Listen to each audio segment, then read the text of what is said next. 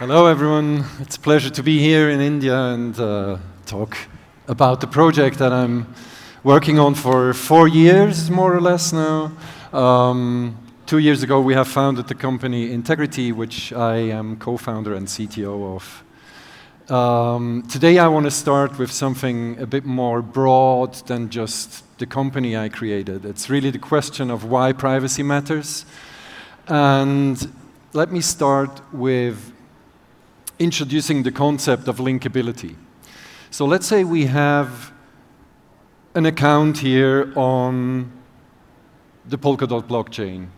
Now, I might use the same account or the same public key also on Subsocial to state my opinions about anything.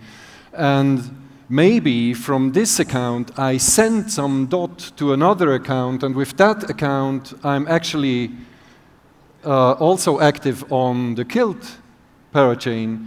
And on the Kilt parachain, we have heard it before, you can have your W3N, and here will be your identifier, here will be your email address, so you are identifiable with your clear name, even though you might have used some kind of an invented nickname on Subsocial.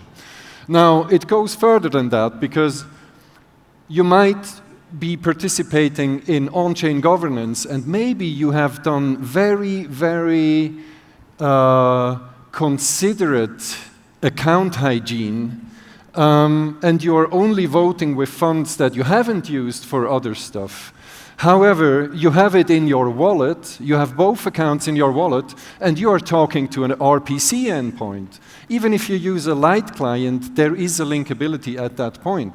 So whoever runs public APIs knows that from your session, you have control over more than one, or over all of those wallets that you are querying. Now it goes further, because this account that you're voting with sometime has maybe bought some funds on a centralized exchange or has participated in an ICO or whatever. And whatever you did in the meantime with those funds, trading activity, whatever, becomes public as well. And especially if you use DEXs. So, now you could say, but I've got nothing to hide, and that's what I'm so tired of hearing from people when I talk about privacy, and I want to tell you why. Because if that would be true, that you have nothing to hide, then you might not have thought that the future can be different than the present. Then you'd have no opinion that could ever offend someone else who might be powerful tomorrow. Or you might never do anything that you could maybe be ashamed of if you would be watched while doing it. Now, if that really was the case, then you'd just be exceptionally boring. I'm sorry for that, but I know you're not. I guess you're just not. If you say you have nothing to hide, you're just not aware of the implications. So, if you still believe that you have nothing to hide, please send to me, to this address, all your credentials of all your social media accounts, and I will just have a little look what you do, what you say, and I will maybe publish my results. Right. So, this might also not be the most comfortable place where you want to do your other kind of business. But I want to talk about something even more serious about, especially for Polkadot. Polkadot is really advancing in terms of governance. On-chain governance is a very, very strong point for Polkadot. However, if your vote is public, then you tend to vote how people expect you to vote, and you don't vote how you actually feel. So that is some kind of a self-censorship that you do, and it gets worse if you build your reputation. you have more to lose with showing what you vote. So you can choose either of those worlds. I mean, it's a spectrum, but you can have a world of conformity, obedience, and submission. That's when we have surveillance. Or if you want creativity, exploration, and dissent, then you need privacy. It's not possible otherwise. So what can Integritee do about it? It's my pleasure to today announce what we are working on right now, and that is a side chain for private token transactions.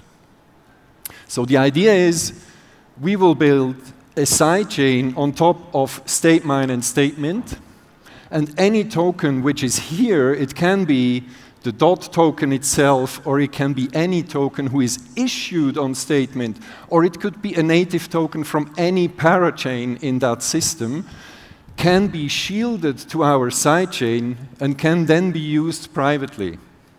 And that can work because the Integritee parachain has a way of authenticating that what happens on the sidechain is actually genuine. And I want to introduce to you why, what we use, how we do that. It's the concept of trusted execution environments. TEs are a hardware feature of CPUs where the manufacturer guarantees certain properties. Those properties are whatever you execute inside the TE is not visible to the operator of the machine. You are very used to the fact that the administrator of a machine can see and do everything. They can change the programs, they can update the programs without you knowing it. They can see the contents of memory. They cannot do that with TEs. And even malware, so if you have a Trojan on the machine, the Trojan cannot see what happens inside this machine. So it's not just about distrusting your admin, it's just realizing that everything can be hacked.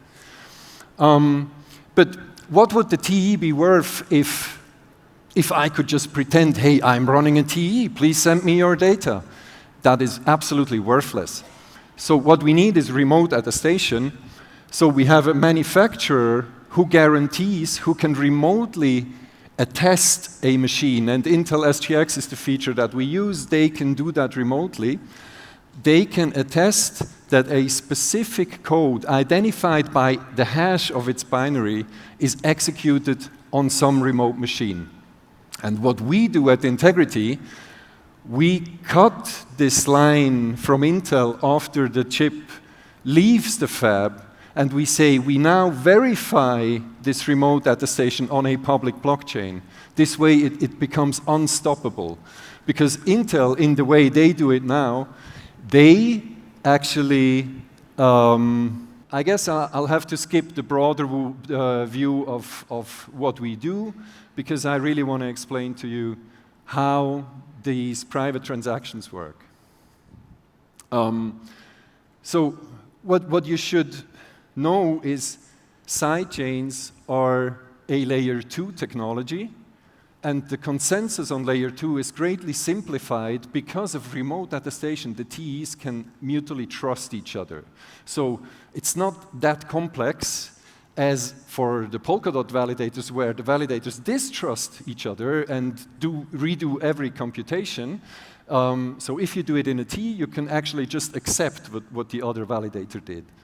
So on this layer, we have the layer 2, the sidechain. We have Alice, who wants to shield funds. So she sends it to the vault account of the sidechain. The sidechain then grants her the amount that she sent on layer 2. Then she can privately do whatever she wants over here, maybe send some money to Bob, and then Bob can, if for any reason he wants to go back to layer 1, unshields to the vault account, and then it will, not to the vault account, sorry, unshields, so the vault account, which is the reserve, sends it to Bob's account. And what makes all of this secure is the remote attestation on the Integritee network, as well as the finality. Because we need finality, the layer 2 sidechain by itself cannot do that. So that's what we need the guarantees of Polkadot for. Now, what I don't want to leave without telling you that we are not promoting criminal activity here. So the most important thing here is we want to have privacy for the masses, but we want to enable law enforcement in very specific cases. So that's the beauty of TEEs, that we can, after the fact, have a governance mechanism of revealing data from earlier. Pure cryptography cannot do that. TEEs can do that. So we have a bigger chance of becoming compliant. And that's why we want to do this. We want to have an on-chain governance, an on-chain court who evaluates requests from the police or from some law enforcement, and then actually grants access to very specific data. And this is a process. Honestly, I don't know yet how this should look like. How should we take those decisions internationally if all the jurisdictions are national? And then how exactly should that look like? But I think we need to lend a hand to become compliant and seriously talk about this problem. All right, time is up. I thank you for your attention.